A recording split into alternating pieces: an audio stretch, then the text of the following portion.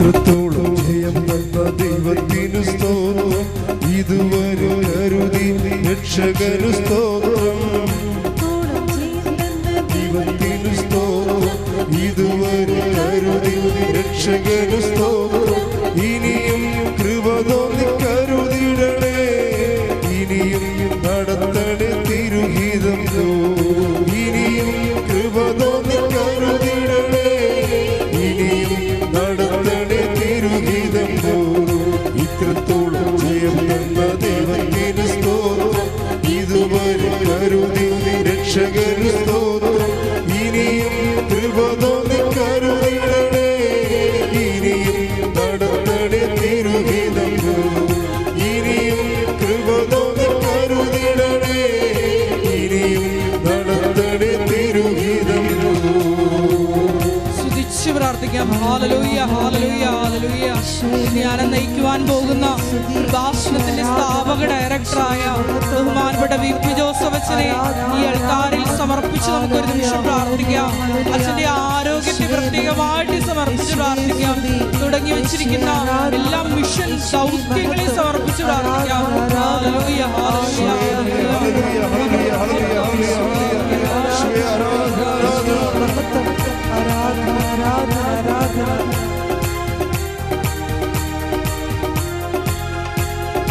ഇന്നതല്ല ദൈവം നമ്മെ നിർത്തിയതാ, നേടിയതല്ല ദൈവമെല്ലാം തന്നതല്ലേ.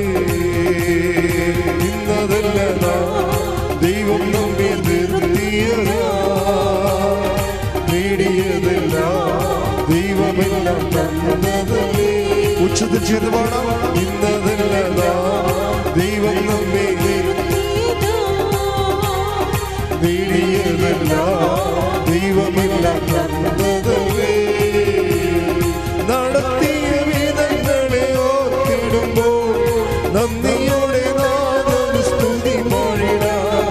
നടത്തിയ വിധങ്ങളെ ഓർത്തിടുമ്പോൾ നന്ദിയോടെ നാദം സ്തുതി. കൈകൾ ഉയർത്തി.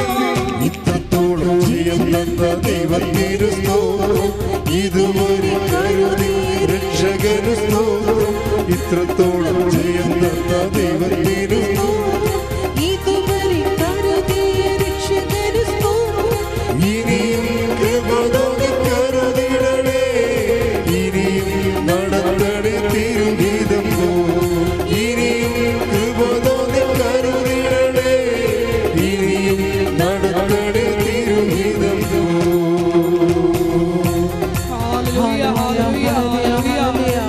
ഭാഷണത്തിന്റെ എല്ലാ നിർമ്മാണ പ്രവർത്തനങ്ങളെയും പ്രത്യേകമായിട്ട് സമർപ്പിച്ചു പ്രാർത്ഥിക്കുന്നു. സമയബന്ധിതമായി എല്ലാം പൂർത്തീകരിക്കുവാനുള്ള വലിയ കൃപയ്ക്ക് വേണ്ടി പ്രാർത്ഥിക്കുന്നു. ഭാഷണത്തിന്റെ സാമൂഹിക, സാംസ്കാരിക, ആത്മീയ പ്രത്യേകമായിട്ട് സമർപ്പിച്ചു പ്രാർത്ഥിക്കുന്നു. എല്ലാ മേഖലകളിലും പരിശുദ്ധ അമ്മയുടെ ഇടപെടലുണ്ടാകുവാനുള്ള പ്രാർത്ഥിക്കുന്നു.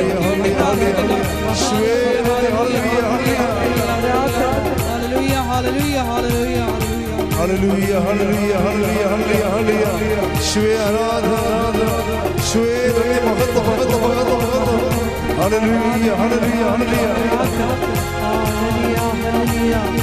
Shwe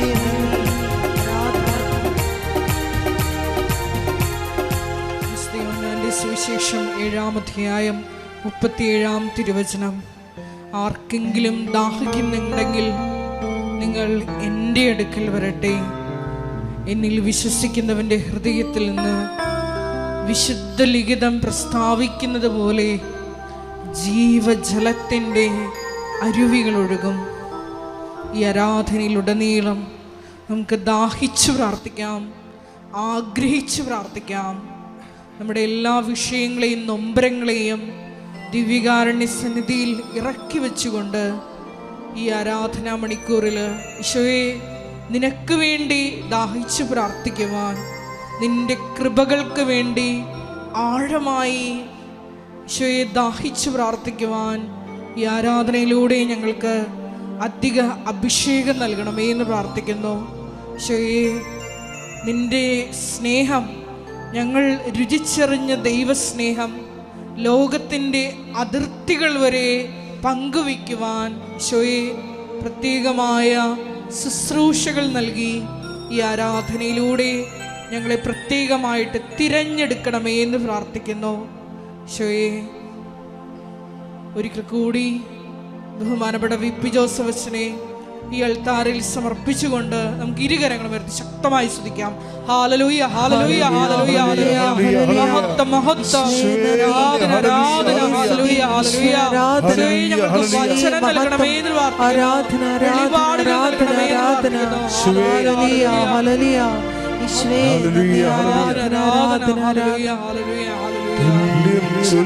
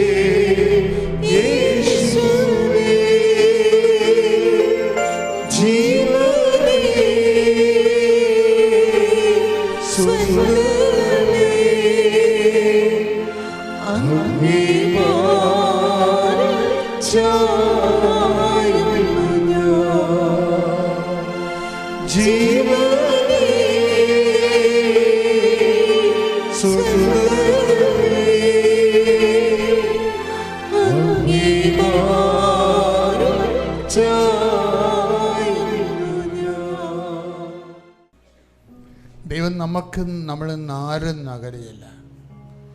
ദൈവത്തിന് വേണ്ടി ജീവിക്കാൻ സത്യസന്ധമായ ഒരു തീരുമാനം എടുക്കുന്ന ദൂരം മാത്രമേ നമ്മളും നമ്മുടെ ലക്ഷ്യവുമായിട്ടുള്ളൂ. ദൈവത്തിന് വേണ്ടി സത്യസന്ധമായ ജീവിതം നയിക്കുന്ന ഒരു ദൂരം മാത്രമേ നമ്മളും നമ്മുടെ ഉടമ്പടി നിയോഗവുമായിട്ടുള്ളൂ. അച്ഛൻ പ്രാർത്ഥിക്കുമ്പോഴൊക്കെ ഇടിമുഴക്കം പോലെ ശ്രദ്ധിച്ചുകൊണ്ടേയിരിക്കണം, സന്തോഷിച്ചുകൊണ്ടിരിക്കണം, നിങ്ങളെ അനുഗ്രഹിച്ചുകൊണ്ടിരിക്കുന്ന സമയമായിരിക്കും അത്. അച്ഛൻ പ്രാർത്ഥിക്കുന്ന സമയത്തെല്ലാം മക്കളെ കർത്താവ് അനുഗ്രഹിച്ചുകൊണ്ടിരിക്കുന്ന സമയമാണ്. നിങ്ങളത് ശ്രദ്ധിക്കുകയും പാടുകയും പ്രാർത്ഥിക്കുകയും ചെയ്തുകൊണ്ട് ദൈവത്തെ പ്രസാദിപ്പിച്ചുകൊണ്ടും കർത്താവിൻ്റെ സ്നേഹത്തിൽ നിറഞ്ഞുകൊണ്ടും നിങ്ങൾ സ്നേഹത്താൽ ദൈവത്തിൻ്റെ മനസ്സിൽ നിറഞ്ഞുകൊണ്ടും നമ്മുടെ വിശ്വാസത്തെ നമുക്ക് ആഘോഷിക്കാം.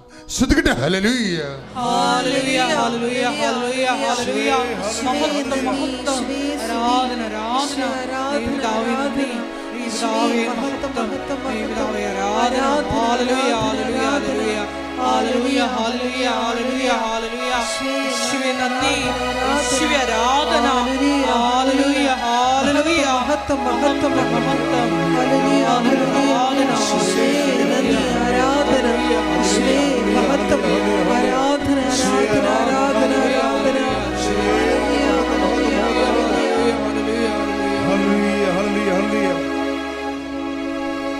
ദൈവനാമത്തിന് മഹത്വം ഉണ്ടായിരിക്കട്ടെ. പരിശുദ്ധ അമ്മ ജീവനോടെ പ്രത്യക്ഷപ്പെട്ട ഈ മണ്ണിൽ വിശ്വാസത്തിൻ്റെ പ്രത്യക്ഷീകരണത്തിൻ്റെ ഭാഗമാകാൻ അനുഗ്രഹിച്ച അമ്മയ്ക്കും തിരുക്കുമാരനും കോടാനുകോടി നന്ദി അർപ്പിക്കുന്നു. എൻ്റെ പേര് സ്റ്റെഫി, വരുന്നത് കൊട്ടാരക്കര കൊല്ലം ജില്ലയിൽ നിന്നാണ്. ഇതെൻ്റെ മമ്മി റോസമ്മ സന്തോഷ്, പപ്പ സന്തോഷ്, അനിയൻ സ്റ്റിനു സന്തോഷ്. ഞങ്ങൾ പാണ്ടിത്തിട്ട ഇടവകാംഗമാണ്, മലങ്കര കാത്തലിക്. എൻ്റെ ആദ്യത്തെ 6 നിയോഗങ്ങളിൽ 4 നിയോഗമാണ് ഇതുവരെയും സാധിച്ചിട്ടുള്ളത്. ബാക്കി 2 നിയോഗങ്ങളും അമ്മയുടെ മധ്യസ്ഥതയിൽ നടക്കുമെന്ന് ഞാൻ വിശ്വസിക്കുന്നു. ഞാനും എൻ്റെ മമ്മിയും ഉടമ്പടിയിലാണിപ്പം. ഞങ്ങൾ ഉടമ്പടി എടുത്തത് 2023 മെയ് 25 എടുത്തത്. ഉടമ്പടി അല്ലെങ്കിൽ കൃപാസനം എന്ന് ആദ്യം കേൾക്കുമ്പോൾ എൻ്റെ വീടിൻ്റെ അടുത്തുള്ള ഒരു ആൻറ്റി ഇതുപോലെ പറഞ്ഞു, ഞങ്ങൾ കൃപാസനത്തിൽ പോയി. അപ്പം ഞങ്ങൾക്കൊന്നും അറിയത്തില്ലായിരുന്നു കൃപാസനം എന്താണെന്നോ അവിടെ ഉടമ്പടി എന്താണെന്നോ ഒന്നും അറിയത്തില്ലായിരുന്നു. അപ്പം ആൻറ്റി പറഞ്ഞു, ഇതുപോലെ കൃപാസനത്തിൽ പോയി നിങ്ങൾ ഉടമ്പടി എടുക്കുക, ഇതുപോലെ കാര്യങ്ങളൊക്കെ വിശദീകരിച്ച് തന്നു. ഉടമ്പടിയിൽ ഇന്നതൊക്കെ ചെയ്യണം എന്നുള്ള കാര്യങ്ങളൊക്കെ വിശദീകരിച്ച് തന്നു. അപ്പോൾ ഞങ്ങൾ ആദ്യം ഒന്ന് ജസ്റ്റ് അവിടെ പോയി ഉടമ്പടിയെക്കുറിച്ചൊന്ന് അന്വേഷിക്കാം. അപ്പം ആൻറ്റി പറഞ്ഞു, ഒരു കാര്യം ചെയ്യും, നിങ്ങൾ മോൻ ഇങ്ങനെയാണല്ലോ, മോനെന്ന് പറയുന്നത് മെൻ്റലി റിട്ടാർഡഡ് ആയിട്ടുള്ള കുട്ടിയാണ്. അപ്പം കുഞ്ഞുനാൾ മുതലേ അവൻ അങ്ങനെയാണ്. അപ്പം അതുകൊണ്ട് മോൻ്റെ നിയോഗം വെച്ച് തന്നെ ആദ്യം ഒരു ഉടമ്പടി എടുക്കാൻ പറഞ്ഞു. നല്ല മാറ്റം അവന് വരുമെന്ന് പറഞ്ഞു. അപ്പോൾ ആദ്യം ജസ്റ്റ് ഇവിടെ വന്ന് ഉടമ്പടി എടുക്കാം, അപ്പോൾ അതിനുള്ള കാര്യങ്ങളൊക്കെ എങ്ങനെ, അല്ലെങ്കിൽ അതിൻ്റെ പ്രൊസീജിയേഴ്സ് എങ്ങനെ എന്ന് മനസ്സിലാക്കിയിട്ട് പോകാമെന്ന് വിചാരിച്ചു. അങ്ങനെ മെയ് ആദ്യ വാരത്തോടു കൂടി ഞങ്ങൾ കൃപാസനത്തിൽ വന്നു. ഞാനും എൻ്റെ മമ്മിയുമാണ് വന്നത്. അപ്പം ഇവിടെ വന്നപ്പം ഇങ്ങനെ ഒരു ആൻറ്റിയോട് ചോദിച്ചപ്പം ഒരു ആൻറ്റി പറഞ്ഞു, ഈ മണ്ണിൽ കാല് കുത്തിയവരാരും ദുഃഖത്തോടെ തിരിച്ചു പോയിട്ടില്ല, ഒരുപടി നല്ല സന്തോഷങ്ങളും നല്ല അനുഭവങ്ങളുമായിട്ടാണ് ഈ മണ്ണിൽ നിന്ന് തിരിച്ചു പോയിട്ടുള്ളതെന്നും. അപ്പോൾ ഞങ്ങൾക്ക് വിശ്വാസം കുറച്ചും കൂടെ ഏറെയായി. അങ്ങനെ എന്തായാലും ഉടമ്പടി എടുക്കാമെന്ന് വിചാരിച്ചു. അങ്ങനെ 2023 മെയ് 25 ഞാൻ ഉടമ്പടി എടുത്തു. മമ്മി ഉടമ്പടി എടുക്കുന്നത് ഏപ്രിൽ 2000, ഞാൻ ഹോസ്റ്റലിൽ താമസിക്കുന്നതുകൊണ്ട് തന്നെ മമ്മി ഉടമ്പടി എടുത്തത് 2024 ഏപ്രിലാണ് ഉടമ്പടി എടുക്കുന്നത്. എൻ്റെ ആദ്യത്തെ നിയോഗം എന്ന് പറയുന്നത് UGC നെറ്റ് എക്സാം പാസ്സാകുക എന്നുള്ളതായിരുന്നു. അതായത് എല്ലാവർക്കും അറിയാവുന്ന കാര്യമായിരിക്കും, UGCയുടെ റൂൾസ് ആൻഡ് റെഗുലേഷൻസ് ഭയങ്കര ചെക്കിങ്, അതുപോലെ ഒരു NTA നടത്തുന്ന എക്സാമാണ്. അപ്പം അതിൻ്റേതായിട്ടുള്ള റൂൾസ് ആൻഡ് റെഗുലേഷൻസും അതിൻ്റെ ചെക്കിങ്ങും എല്ലാ പ്രൊസീജിയേഴ്സും ഉണ്ട്. അപ്പം ഞാൻ എൻ്റെ PG സമയത്തായിരുന്നു ഞാൻ ഉടമ്പടി എടുത്തിരുന്നത്. എൻ്റെ സെമസ്റ്റർ 1, സെമസ്റ്റർ 2 സമയത്ത് തൊട്ട് നമുക്ക് UGC എക്സാം, നമുക്ക് നെറ്റ് എക്സാം നമുക്ക് എഴുതി തുടങ്ങാമായിരുന്നു. അങ്ങനെ ഫസ്റ്റ് എക്സാം ഞാൻ എഴുതി. അത് ഞാൻ വലുതായിട്ട് പഠിച്ചതുമില്ല, പക്ഷേ എഴുതി, എനിക്ക് കിട്ടിയില്ല. രണ്ടാമത്തെ എക്സാം ഞാൻ പഠിച്ചിട്ട് പോയി നല്ലതുപോലെ, പക്ഷേ എനിക്കതും കിട്ടിയില്ല. മൂന്നാമത്തെ എക്സാമിൻ്റെ സമയത്തായിരുന്നു ഞാൻ ഉടമ്പടി എടുത്തുകൊണ്ടിരുന്നത്. അങ്ങനെ ഞാൻ ഉടമ്പടി എടുത്തത് മെയ്യിലായിരുന്നു. മൂന്നാമത്തെ എക്സാം വന്നത് ജൂണിലായിരുന്നു. ജൂണിൽ എൻ്റെ എക്സാം നടന്ന സമയത്തും ഞാൻ കാശരൂപവും അതുപോലെ ഉടമ്പടി നേർച്ച വസ്തുക്കളായിട്ടുള്ള ഉപ്പും ഉടമ്പടി തൈലവും കൊണ്ടുപോയിരുന്നു. കാശരൂപം ഞാൻ അവിടെ എക്സാം ഹാളിൽ കയറ്റും എന്നാണ് വിചാരിച്ചത്. പക്ഷേ ഞാനൊരു ട്രിക്ക് പോലെ ചെയ്തത്, എൻ്റെ റിസ്റ്റിൽ ഞാനാണെങ്കിൽ കൈയുടെ ഭാഗത്താണെങ്കിൽ ഞാൻ ഒരു നൂല് പോലെ കെട്ടിയിട്ട് അതിനകത്ത് കാശുരൂപം വെച്ചിട്ടായിരുന്നു ഞാൻ പോയത്. അപ്പം എൻ്റെ ഒരു ഇതിൽ അവിടെ വാച്ച്, ഞാൻ ആദ്യത്തെ എക്സാംസ് ഒക്കെ എഴുതിയപ്പം, അതായത് ആദ്യത്തെ സെൻറ്ററിലൊക്കെ പോയപ്പം വലിയ പ്രശ്നങ്ങളൊന്നും ഇല്ലായിരുന്നു. പക്ഷെ മൂന്നാമത്തെ എക്സാം സെൻറ്ററിൽ ചെന്നപ്പം കടുത്ത റെഗുലേഷൻസ് ആയിരുന്നു. അവർക്ക് എൻ്റെ കയ്യിലെ ഈ റിസ്റ്റിലുള്ള ആ കാശുരൂപം അവരെടുത്ത് മാറ്റി.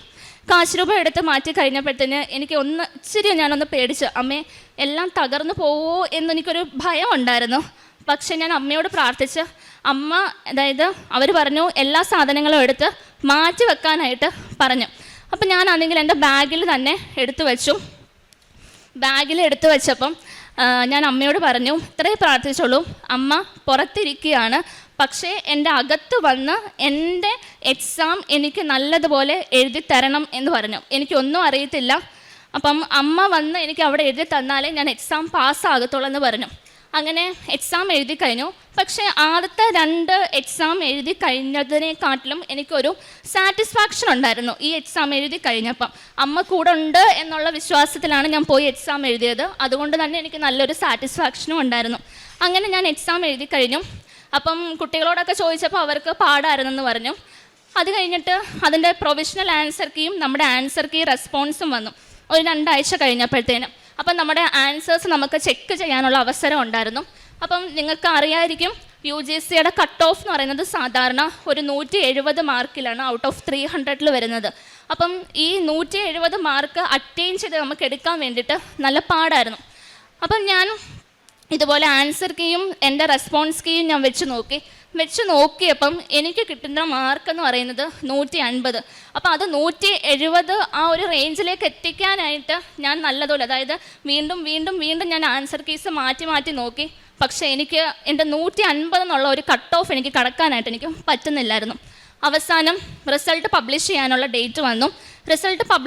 ഡേറ്റ് വന്നപ്പം ഞാനാണെങ്കിൽ അമ്മയുടെ കാശുരൂപം അതുപോലെ ഉടമ്പടി തൈലവും ഞാൻ എൻ്റെ മൊബൈലിൽ ഇങ്ങനെ ജസ്റ്റ് തൈലം ഒന്ന് മൊബൈലിൽ ഇങ്ങനെ പുരട്ടി അമ്മയുടെ കാശുരൂപം വെച്ച് വിശ്വാസ പ്രമാണം, സ്വർഗ്ഗസ്ഥനായ പിതാവേ, കൃപ നിറഞ്ഞ മറിയമേ എല്ലാം ചൊല്ലി ഞാൻ പ്രാർത്ഥിച്ചു. അവസാനം റിസൾട്ട് വന്നപ്പം you are selected four assistant professor എന്നുള്ള രീതിയിലായിരുന്നു എൻ്റെ റിസൾട്ട് വന്നിരുന്നത്. അപ്പം അമ്മയ്ക്ക് അതിന് 1000 നന്ദി. ഇപ്പം ഞാൻ ഗസ്റ്റ് ലെക്ചറായിട്ട് മാർ ഇവാനിയോസ് കോളേജിൽ വർക്ക് ചെയ്തുകൊണ്ടിരിക്കുകയാണ്. ഈ റിസൾട്ടിൻ്റെ ഫലമാണ്, അത് അമ്മയുടെ ഫലമാണ്. അത് not by merit but by grace എന്നുള്ളതാണ്. ഇനി രണ്ടാമത്തെ നിയോഗം എന്ന് പറയുന്നത് എൻ്റെ EWS സർട്ടിഫിക്കറ്റിനെ പറ്റിയിട്ടുള്ളതായിരുന്നു. നിങ്ങൾക്കറിയായിരിക്കും, സ്റ്റേറ്റ് ഗവൺമെൻറ്റിൻ്റെ EWS സർട്ടിഫിക്കറ്റ് നമുക്ക് കുറച്ചും കൂടെ ഒരു ഇളവിൻ്റെ പരിധി നമുക്കുണ്ട്. പക്ഷേ സെൻട്രൽ ഗവൺമെൻറ്റിൻ്റെ EWS സർട്ടിഫിക്കറ്റ് എന്ന് പറഞ്ഞാൽ കുറച്ചും കൂടെ ഭയങ്കര സ്ട്രിക്റ്റ് ആയിട്ടുള്ളതായിരുന്നു. അങ്ങനെ ഞാൻ വില്ലേജ് ഓഫീസിൽ ചെന്ന് കാര്യം പറഞ്ഞപ്പം ആ സാറ് പറഞ്ഞു, ഇതെന്തായാലും കിട്ടും എന്ന് നോക്കണ്ട, ഒരു 50% താഴെ പ്രതീക്ഷ വെച്ചാൽ മതി, എന്തായാലും നമുക്ക് നോക്കാം എന്നുള്ള രീതിയിൽ സാറ് പറഞ്ഞു. അങ്ങനെ അവസാനം അവരൊരു എൻക്വയറി നടത്തി വീട്ടിലേക്ക്. അപ്പം അവർക്ക് വലിയ ഒരു സാറ്റിസ്ഫാക്ഷൻ ഇല്ലായിരുന്നു. എന്നാലും പറഞ്ഞു, നിങ്ങൾ എന്തായാലും താലൂക്ക് ഓഫീസിലേക്ക് നിങ്ങളൊന്ന് ചെന്ന് നോക്കും, താലൂക്ക് ഓഫീസിൽ ചെന്ന് കഴിയുമ്പം അവിടുത്തെ സാർ എന്താണെന്ന് വെച്ചാൽ ഉള്ള കാര്യം നിങ്ങളോട് പറയും എന്ന് പറഞ്ഞു. അങ്ങനെ താലൂക്ക് ഓഫീസിൽ പോയി, ഞാനും പപ്പയും കൂടെ ആയിരുന്നു പോയത്. അപ്പം ഞങ്ങൾ പോയപ്പം ഉടമ്പടി ഉപ്പും അതുപോലെ ഉടമ്പടി തൈലും. അപ്പം സാറിൻ്റെ ടേബിളിൽ ജസ്റ്റ് ആരും ഒരു ചവിട്ടാത്ത സ്ഥലത്ത് ഉപ്പൊന്ന് കുരിശിൻ്റെ ആകൃതിയിലൊന്ന് വിതറിയിട്ട് ഉടമ്പടി തൈലം സാറിൻ്റെ ടേബിളിലൊന്ന് പൂശി. അപ്പം ഇതുപോലെ സാറ് പറഞ്ഞു, ഇത് 50% ഉള്ളൂ ചാൻസ്, എന്തായാലും നിങ്ങളൊന്ന് അപേക്ഷിച്ച് നോക്ക്, പിന്നെ കിട്ടുവാണെങ്കിൽ ഒരാഴ്ചയ്ക്കുള്ളിൽ എന്തായാലും റിപ്പോർട്ട് വരും, എന്തായാലും ഒന്ന് ജസ്റ്റ് ഫോം എല്ലാം ഫില്ല് ചെയ്ത് അതിൻ്റെ ഡീറ്റെയിൽ ആപ്ലിക്കേഷൻസ് എല്ലാം ഫില്ല് ചെയ്ത് കൊടുക്കാൻ പറഞ്ഞു. അങ്ങനെ ഫില്ല് ചെയ്ത് കൊടുത്തു. മാതാവിൻ്റെ അനുഗ്രഹത്തോടെ എനിക്കാണെങ്കിലും EWSൻ്റെ സർട്ടിഫിക്കറ്റ് കിട്ടി. EWS സർട്ടിഫിക്കറ്റ് കിട്ടുമ്പം എല്ലാവർക്കും അറിയായിരിക്കും, കോമ്പറ്റേറ്റീവ് എക്സാംസിനൊക്കെ വലിയ ഉപകാരമായിരിക്കും. ഇനിയും കുറേ എക്സാംസ് എഴുതിയിട്ടുണ്ട്, അതിൻ്റെ റിസൾട്ടൊക്കെ വരാനുണ്ട്. ബാക്കി റിസൾട്ട്സ് വരുമ്പം അമ്മയുടെ അൾത്താരയിൽ ഇവിടെ വന്ന് സാക്ഷിയാകാൻ അനുഗ്രഹം ലഭിക്കണമേ എന്ന് പ്രാർത്ഥിക്കുന്നു. മൂന്നാമത് ഞാൻ എൻ്റെ നിയോഗം പോലെയല്ല അത് വെച്ചത്, അത് എനിക്ക് കിട്ടിയ ഒരു അനുഗ്രഹമായിരുന്നു. അതായത് ഉടമ്പടി എടുക്കുന്ന സമയത്ത് തന്നെ എനിക്കൊരു അനുഗ്രഹം പോലെ കിട്ടിയതായിരുന്നു. ഒത്തിരി ചെറുതും വലുതുമായിട്ടുള്ള ഒത്തിരി അനുഭവങ്ങൾ എനിക്ക് ഉണ്ടായിട്ടുണ്ട്. ഞാൻ നിയോഗം വെച്ചത് എനിക്ക് 4 നടന്നു. അവിടെ അതായത് ഞാൻ റിലേറ്റീവ്സിനും കൂടെ വെച്ചിട്ടുണ്ടായിരുന്നു, അതും സാധിച്ചു. പിന്നെ അത് കഴിഞ്ഞിട്ട് ചെറുതും വലുതുമായിട്ടുള്ള ഒട്ടനവധി അനുഭവങ്ങൾ. അതിനകത്ത് ഒന്നാമത്തെയായിരുന്നു എൻ്റെ ഒരു സ്കോളർഷിപ്പ് എക്സാം. അപ്പം സ്കോളർഷിപ്പ് ഞാൻ 2-3 കൊടുത്തിട്ടുണ്ടായിരുന്നു, പക്ഷേ അതൊന്നും എനിക്ക് പാസ്സായി വന്നിട്ടില്ലായിരുന്നു. എല്ലാം ആപ്ലിക്കേഷൻ എല്ലാം റിജക്റ്റഡ് എന്ന് പറഞ്ഞാൽ കാണിച്ചത്. പിന്നെ നമ്മൾ യൂണിവേഴ്സിറ്റിയിൽ ചെന്ന് നോക്കുമ്പോഴായിരിക്കും ഓരോ കാര്യങ്ങൾ പറഞ്ഞ് നമ്മളോട് അത് ഇന്നത് കൊണ്ട് അത് ഫെയിൽ ആവാനുള്ള റീസൺസ് ഇന്നത് നിങ്ങൾ വെച്ചാൽ മാത്രമേ അത് കിട്ടത്തുള്ളൂ. അങ്ങനെ അവസാനം ഞാൻ ഉടമ്പടി കാശുരൂപം ഉപ്പും യൂണിവേഴ്സിറ്റിയുടെ അവിടെ ഞാൻ കൊണ്ട് വിതറി. അത് കഴിഞ്ഞപ്പം എനിക്കാണെങ്കിലും സ്കോളർഷിപ്പിൻ്റെ ആണെങ്കിൽ ചീഫ് മിനിസ്റ്റർ സ്കോളർഷിപ്പ് പാസ്സായി വന്നിട്ടുണ്ട്, 1 lakh നിങ്ങൾക്ക് അവാർഡ് ചെയ്തിട്ടുണ്ട് എന്ന് പറഞ്ഞ് എനിക്ക് മെസ്സേജ് ലഭിക്കുകയും ചെയ്തു. ഇങ്ങനെ ഇത് ഞാൻ നിയോഗം വെച്ചിരുന്നതല്ല, എനിക്ക് കിട്ടിയ ഒരു അനുഭവമായിരുന്നു ഇത്. ഇങ്ങനെ ചെറുതും വലുതുമായിട്ടുള്ള ഒട്ടനവധി അനുഭവങ്ങൾ ഉണ്ടായിരുന്നു. ആദ്യമായിട്ട് എൻ്റെ മോന് വേണ്ടിയാണ് എല്ലാ പ്രൊസീജറും മോള് തന്നെ പറഞ്ഞുവല്ലോ. ഇനി ആദ്യമായിട്ട് പിന്നെ മോന് വേണ്ടിയാണ്. മോൻ ജന്മനാ തന്നെ അവന് ഒത്തിരി പ്രശ്നങ്ങളുണ്ടായിരുന്നു. ജനിച്ചപ്പോൾ തന്നെ അവന് മേലുണ്ണാക്കില്ലായിരുന്നു, കരയുവാനൊക്കെ ഭയങ്കര ബുദ്ധിമുട്ടായിരുന്നു, പാല് കുടിക്കുവാനും ആഹാരം കഴിക്കുവാനും ഒക്കെ ഭയങ്കര ബുദ്ധിമുട്ടാണ്, പ്രയാസവും ഒത്തിരി കഷ്ടത അനുഭവിച്ച് വളർത്തിയൊരു കുഞ്ഞാണിത്. പക്ഷേ ഒത്തിരി നേർച്ചകളൊക്കെ നേരുകയും പക്ഷേ ഒത്തിരി പള്ളികളിലൊക്കെ പോവുകയും എല്ലാം ചെയ്തു. 1 വയസ്സായപ്പോൾ കുഞ്ഞിന് ഓപ്പറേഷൻ നടന്നു. അതിൻ്റെ ഫലമായിട്ട് കുഞ്ഞിന് പ്രശ്നങ്ങളൊന്നുമില്ല എന്ന് ഡോക്ടർമാർ വിധി എഴുതി. പക്ഷേ കുഞ്ഞ് വളരും തോറും അവന് പ്രശ്നങ്ങളായി വന്നു. അതിൻ്റെ ഫലമായിട്ട് ഒത്തിരി ദേഷ്യവും മെൻ്റലി പ്രോബ്ലമായി. ഏകദേശം ഒരു 5-10 വയസ്സ് വരെയും വലിയ പ്രശ്നങ്ങളൊന്നും ഇല്ലാതൊക്കെ പോയി.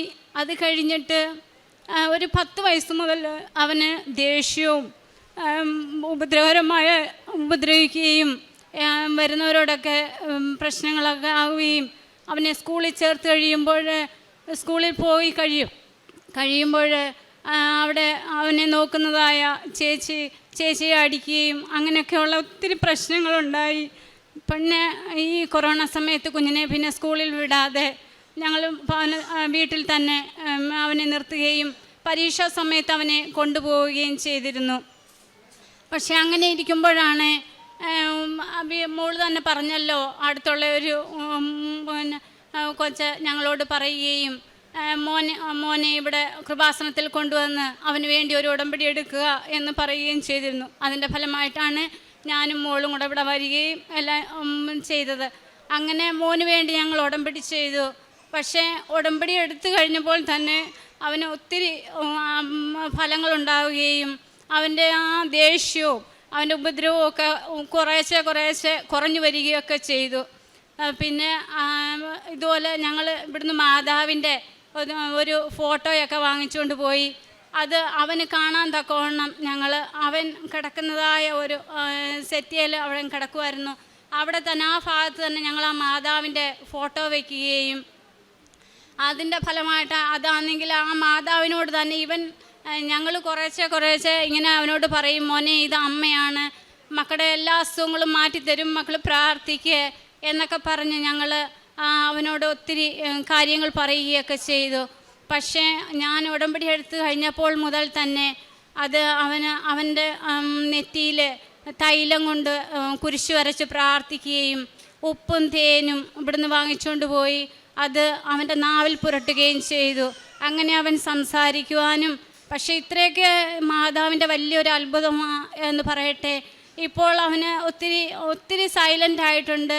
പക്ഷേ ഇപ്പോൾ ഈ ആൾക്കാരെയൊക്കെ കാണുമ്പോൾ ഒത്തിരി ഇത് കുറച്ചുള്ള പ്രശ്നങ്ങളൊക്കെ ഉള്ളൂ. അങ്ങനെ മാതാവിൻ്റെ തൈലം പുരട്ടുകയും പിന്നെ ഉപ്പും തേനും ഒക്കെ കുഞ്ഞിൻ്റെ നാവിൽ പുരട്ടി കൊടുത്തതിൻ്റെയൊക്കെ ഫലമായിട്ട് ഒത്തിരി പ്രശ്നങ്ങളൊക്കെ മാറി. പിന്നെ ഞങ്ങൾ ജപമാല എന്നും കുടുംബ പ്രാർത്ഥനയിൽ ജപമാല എടുക്കും. ജപമാല എടുക്കുമ്പോൾ ഈ കുഞ്ഞ് എൻ്റെ കയ്യിൽ നിന്ന് കാശ് രൂപം വാങ്ങിച്ച് അവൻ്റെ നെറ്റിയിൽ ഞങ്ങൾ ആദ്യമേ അവൻ്റെ നെറ്റിയിൽ വെച്ച് പ്രാർത്ഥിക്കുമായിരുന്നു. അതിങ്ങനെ ഞങ്ങൾ ചെയ്തു അവസാനം അവൻ എൻ്റെ കയ്യിൽ നിന്ന് തന്നെ ആ ജപമാലയും കാശ് രൂപവും കൂടെ വാങ്ങിച്ച് അവൻ തന്നെ നെറ്റിയിൽ കുരിശ് വരച്ച് പ്രാർത്ഥിക്കാൻ തുടങ്ങി.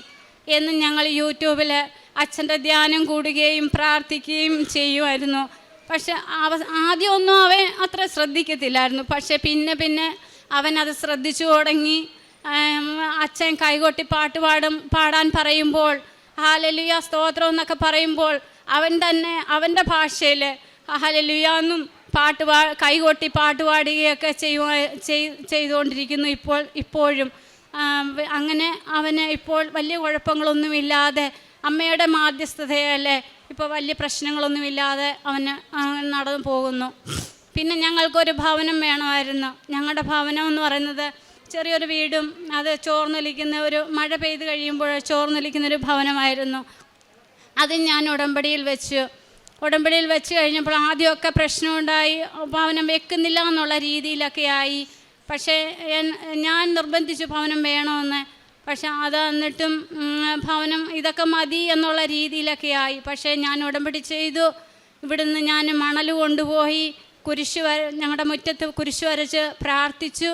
എന്നിട്ട് ഉപ്പും വീടിന് ചുറ്റും വിതറി ആരും ചവിട്ടാത്ത രീതിയിൽ ഉപ്പും കൊണ്ടുപോയി ഇട്ടു. അങ്ങനെ അതിൻ്റെ ഫലമായി വീട്ടിൽ നിന്ന് സംസാരങ്ങൾ വന്ന് നമുക്ക് പുതിയൊരു ഭവനം നിർമ്മിക്കാം. പക്ഷെ സാമ്പത്തികത്തിൻ്റെ പ്രശ്നങ്ങളുണ്ടായിരുന്നു. എങ്കിലും ഞാൻ പറഞ്ഞു, പക്ഷേ പരിശുദ്ധ അമ്മയോട് നമുക്ക് പ്രാർത്ഥിക്കാം, അമ്മ വഴി നമുക്കൊരു ഭവനം നൽകും എന്ന് പറഞ്ഞു. അതിൻ്റെ ഫലമായിട്ട് കഴിഞ്ഞ ജനുവരിയിൽ മുതൽ വീടിൻ്റെ ഭവനത്തിനുള്ള എല്ലാം ചെയ്ത് ഈ എല്ലാ പണികളും പൂർത്തിയായി. ഈ ജനുവരി 14 വീടിൻ്റെ കൂദാശ കഴിഞ്ഞു. അമ്മയുടെ മാധ്യസ്ഥതയാൽ ഞങ്ങൾക്ക് നല്ലൊരു ഭവനം തന്ന് ഈശോ ഞങ്ങളെ അനുഗ്രഹിച്ചു. ഇത്രയും പറഞ്ഞുകൊണ്ട് എൻ്റെ സാക്ഷ്യത്തിൽ നിന്നും വിരമിക്കുന്നു. പ്രേക്ഷിത പ്രവർത്തനം നടത്തിയത് ഞാൻ ഹോസ്റ്റലിലായിരുന്നത് കൊണ്ട് തന്നെ ഇവിടുന്ന് കിട്ടുന്ന പത്രം ഞാൻ മെഡിക്കൽ കോളേജിലായിരുന്നു ഞാൻ കൊടുത്തിരുന്നത്. അപ്പം ആദ്യം കുറേ ആളുകളിങ്ങനെ നമ്മളെ നെഗറ്റീവ് അടിക്കുന്ന രീതിയിൽ സംസാരിക്കുമായിരുന്നു. അപ്പം ഞാൻ അതൊന്നും വകവയ്ക്കാതെ ഞാൻ മെഡിക്കൽ കോളേജിലായിരുന്നു പത്രം കൊടുത്തിരുന്നത്.